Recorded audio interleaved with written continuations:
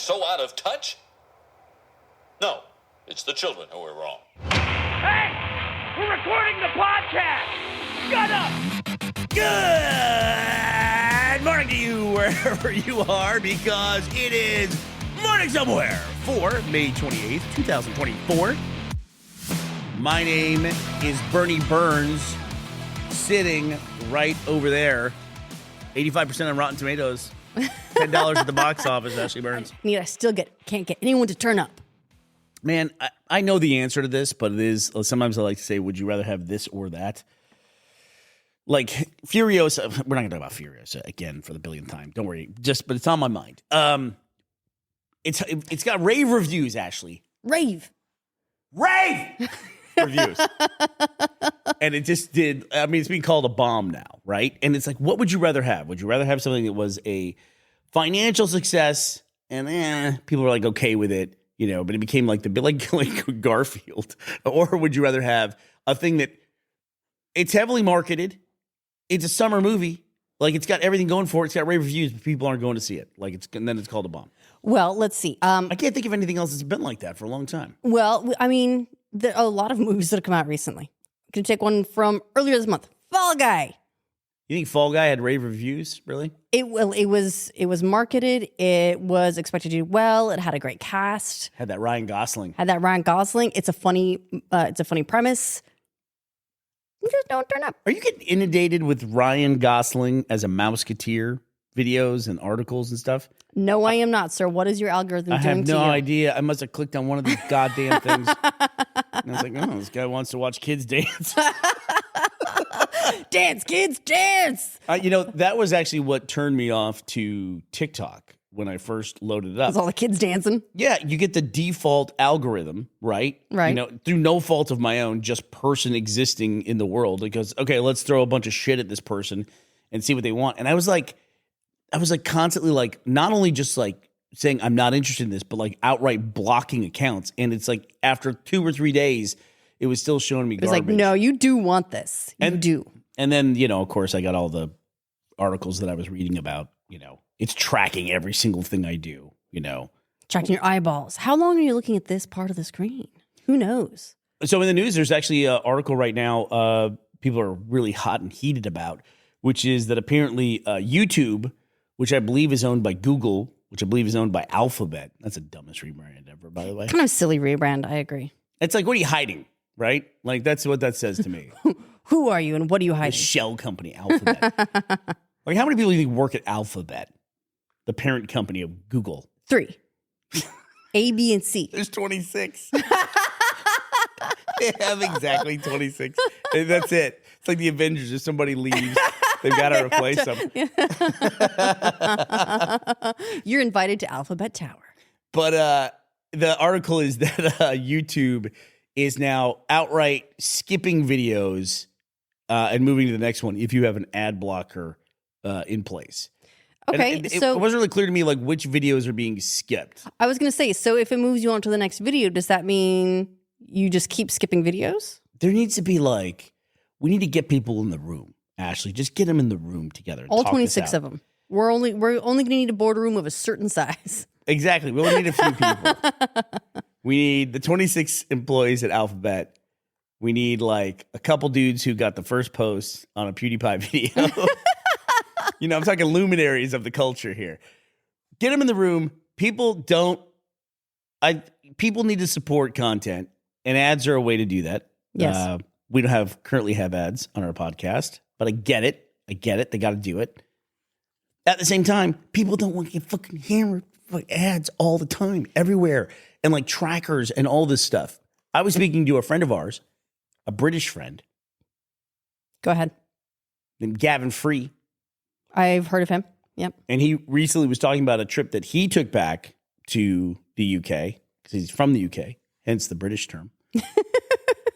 And he had said after the trip, he goes, man, I was just like, when I was back in the UK, all the cookie stuff was driving me crazy. He's talking about all the warnings it gives you when you're in a EU territory. I know it's Brexit and all that, but when you're in, outside the US, essentially, you get all these warnings about, do you want to accept these cookies? If you haven't experienced that, it's wild here.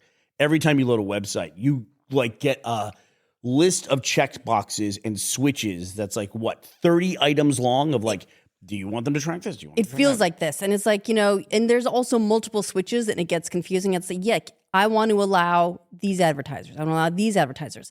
I only want the ones with legitimate interest. What does that mean? You've in the past accused me of being slow to look things up.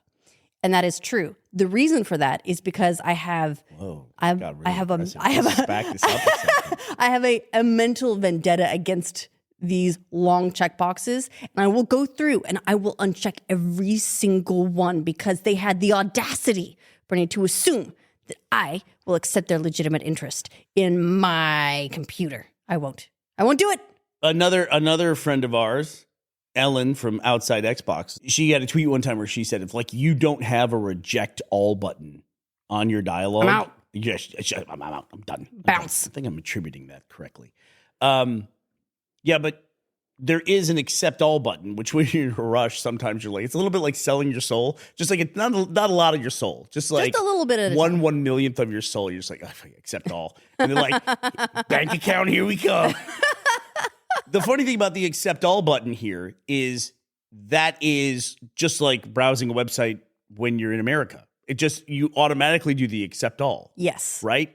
Right? Right. No, you are absolutely correct. And you don't see all the stuff like legitimate interests and like we have. It's always like, too, it's like they brag about it. They're like, hey, we want to track all your activity. By the way, we have 12 partners. It's like, okay, good for you. I mean, I think it's good to have Polyamorous website. this kind of transparency as far as like it, gives you the option to control basically what can and can't track you.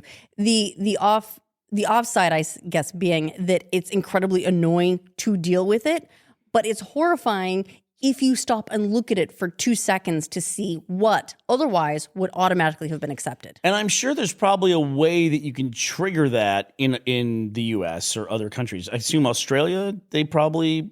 I'm not sure. Yeah. We were having this debate recently because we were talking about shipping coins down to Australia.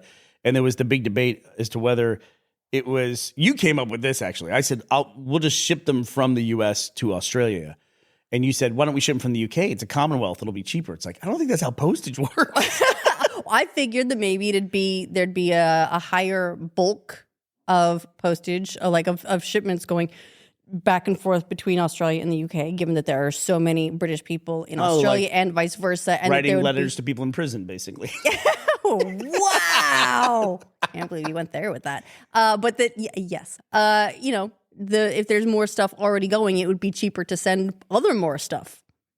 You know what's interesting about that is I just pissed you off a little bit for Australia, and you're losing it a little bit. You know what you would normally say when I would pitch? Yeah. I can always tell when Ashley would get legitimately mad at me because she would say, oi. Now I target that mostly at the kids.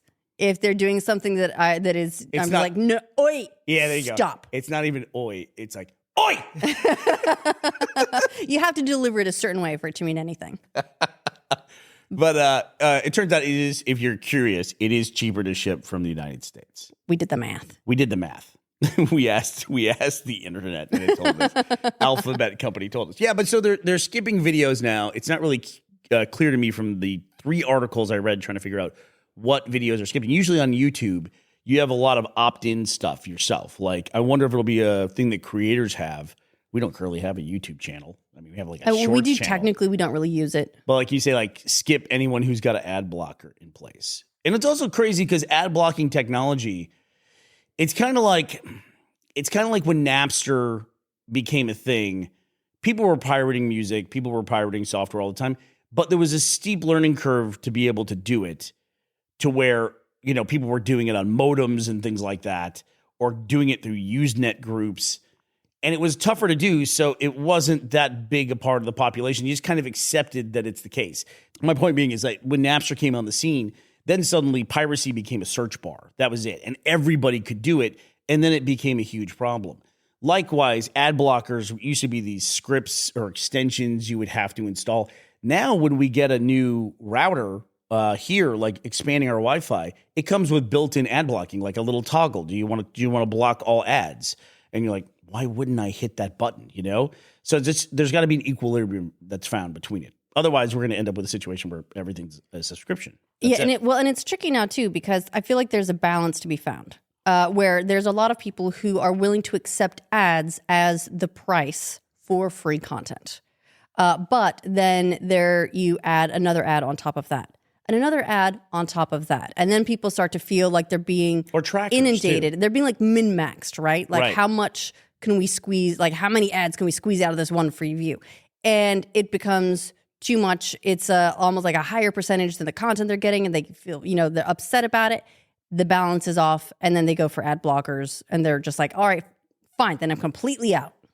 And the internet has always been, we have a story about this too that's kind of in the same vein. The internet's always been like, it's common. I love common sense stuff. Like there's a thing we've talked about in Scotland called the right to roam, where you can go anywhere. You can go in sheep pastures. You can walk up a hill if you want to. But there's like a common sense portion of the law, which is just like, what is it within reasonable? Yeah, it's like Within good reason. Yeah, within good reason. And it's like, so, yes, you can walk across land that is privately owned, but don't go peeking in people's windows. That's not cool. Don't go riding someone's sheep. Basically, or something like that. It's just Don't like, go mutton busting. it's common sense. Common sense. And a lot of times on the internet too, it's like we get tools, and it's like you can see how they can be used, but sometimes nobody's do that. It's stupid. There's always somebody who will do it, like who will do like the lowest common denominator thing.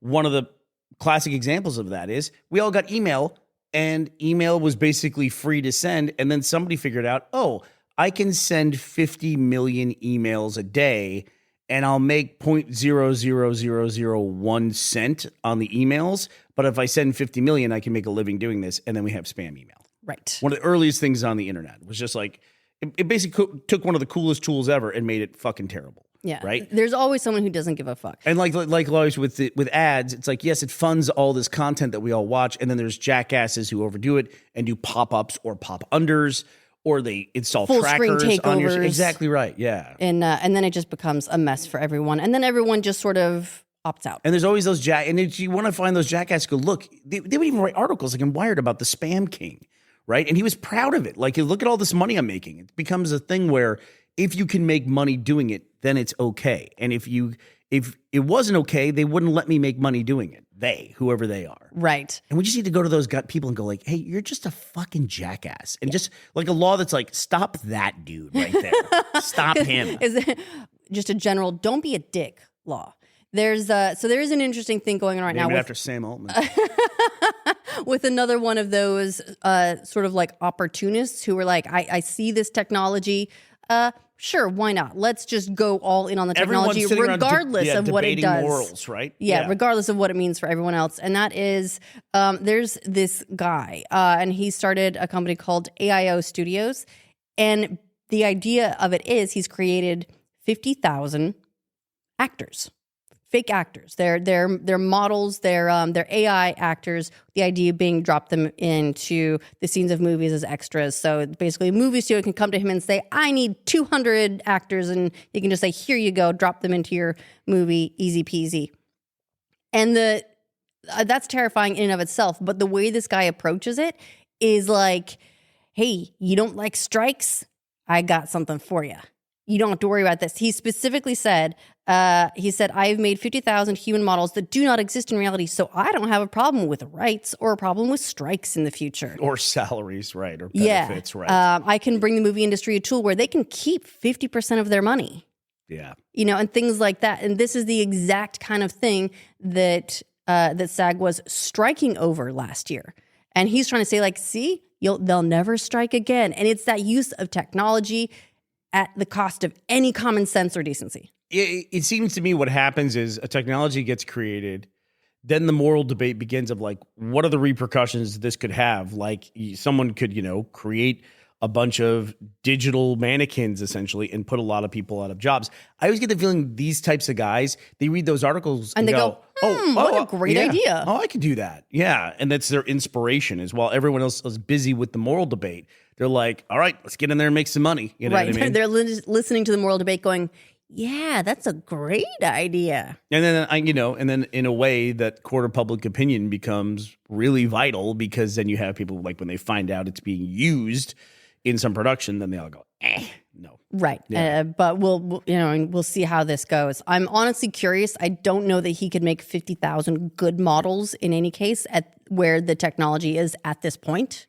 to just like, run an algorithm to just generate 50,000 people. Look, I'm telling you right now, I've played a lot of video games. I've been through a lot of character creators, and it takes hours to make a good character. Well, actually, I can tell you that a place where this guy is not needed currently is bolstering the bee population. Ooh, we don't need digital bees. Here we are for the good news. It is. It's great news, I think. So there's been a lot of articles recently, but all the data I've seen goes back to 2023.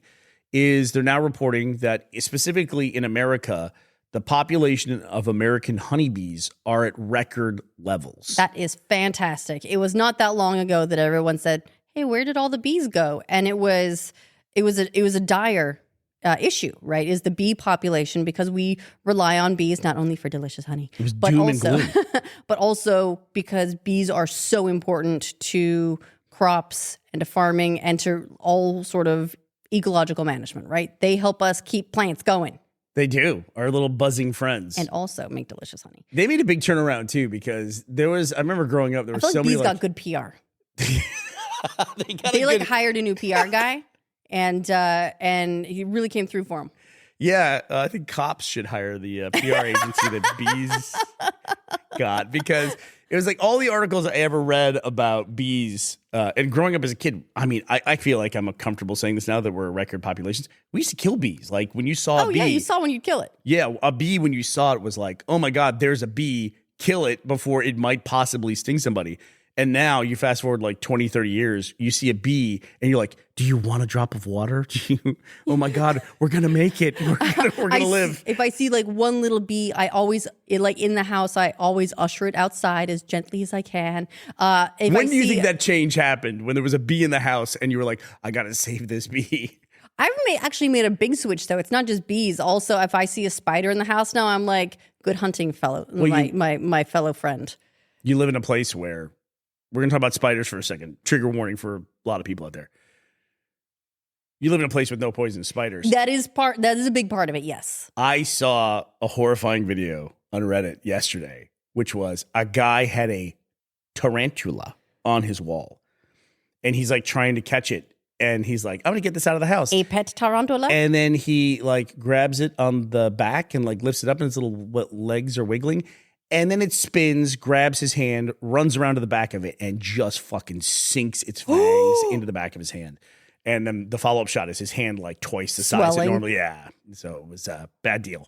Yes. Well, generally, when I don't handle spiders at all usually at the moment. But bees, I usually try to do, the thing where you put the glass over wherever they are on the wall, and then try to slide a piece of paper under it. And then you take it out the window and you open it in your best Disney princess impression. Mm-hmm. And as they go, you go, goodbye, friend. Goodbye. But if it's a tarantula, what do? You like leave all your doors and windows open and go on vacation for 2 weeks. That's what I would do. I'm not going to be picking up a tarantula, wild rogue tarantula in my house. I'm going to pick it up off the wall. Hasn't even been leash trained yet. What I learned about tarantulas, they bite. They have the fangs and they bite. Right? They bite. They go chomp. They also do a thing, I didn't know this, where the hairs on their abdomen, they'll shoot them at you. Like that, they shoot hairs at you? People can't see what I'm doing, but I'm doing with my hands, like they're throwing like shurikens, and they can irritate you with the hairs, and they fire the hairs at you, like they throw them at you, like throwing knives. Like pop, pop, pop, pop. I want to know what, from an evolutionary standpoint, what was so successful about them irritating their foes with hair? I think they're actually like legitimately dangerous. Really? That would be like spears if you're spider size, right? I guess so. I would think so. Yeah. I guess so. Just suddenly there's a rain of spears coming at you, and you go, "Yeah, maybe I'll leave them alone." Yeah, I think tarantulas need to hire the same PR agency.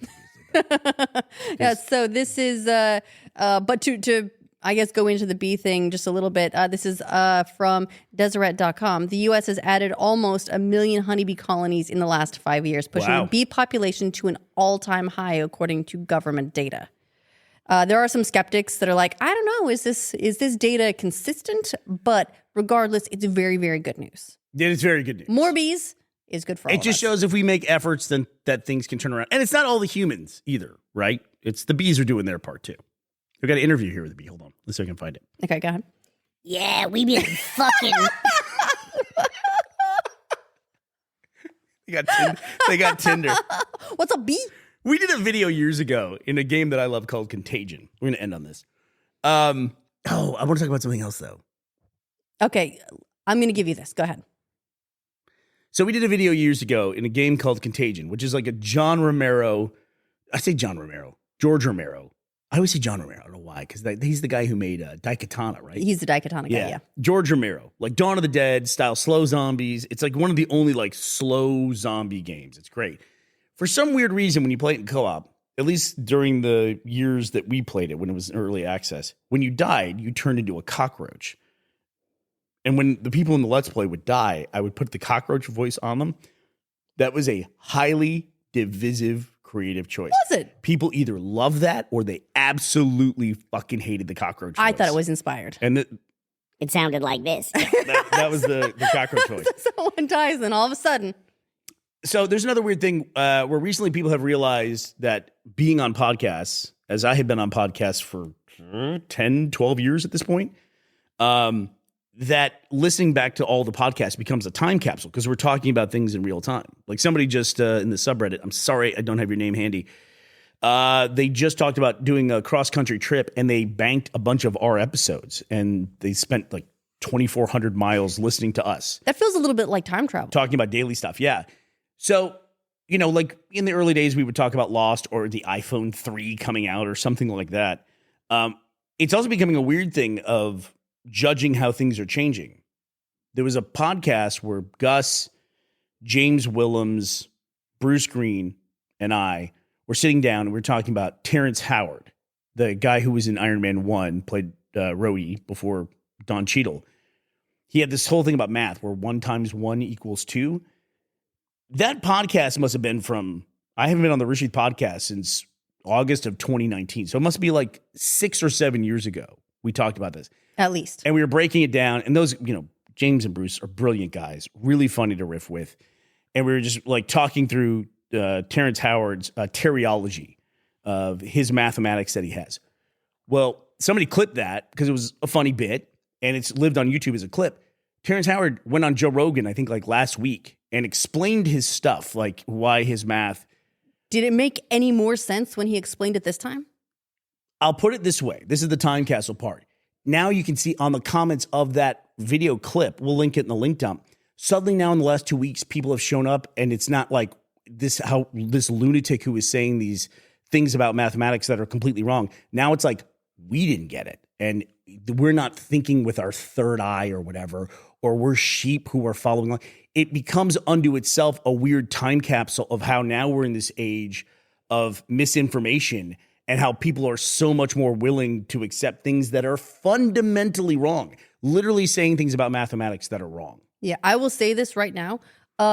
Yes, I am perhaps a sheep. I follow the rules of math. It's really, you gotta go read these comments. It's so crazy. And you can see it because everything's timestamped. And you can see like after his appearance on Joe Rogan, people are just like, okay. People pop up and go, no, this does make sense. And it's crazy to me now how much things have changed that if someone is willing to go on a podcast and just talk for, by the way, 3 fucking hours long. I tried to watch that podcast. I think you heard me listening to it in the background. I think I heard parts. So that was the guy who was talking about, like, it starts off with him remembering being born and remembering being in the womb and coming down from the stars into his mother's uterus. Oh, that's what that was. And I was just like, how'd you get through this? This is the first 25 fucking seconds of this thing. And I look at the time, so it's like 3 hours, and I'm like, nope. I'm going to go back to my fucking pasture like a sheep, and I'm going to follow my laws of physics and mathematics. I'm going to keep my third eye closed and just follow the workbook.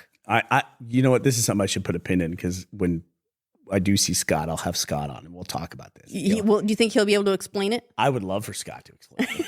That would be amazing. Okay. He would be able to do it. He's my own personal Terrence Howard. All right. Well, that does it for us today. Ashley, anything else you want to talk about? No, but I would like to say a couple of thank yous. Specifically, I would like to thank Ethan Eppelman and Jeff Myers for sponsoring this episode of Morning Somewhere. Thank you both for being sponsors on our Patreon. My ad block. Business as usual. All right. Well, thank you both very much. And thank you to everyone who has supported us through Patreon, patreon.com/morning somewhere. We will be back to talk to you tomorrow. We hope you all will be here as well. Bye, everybody.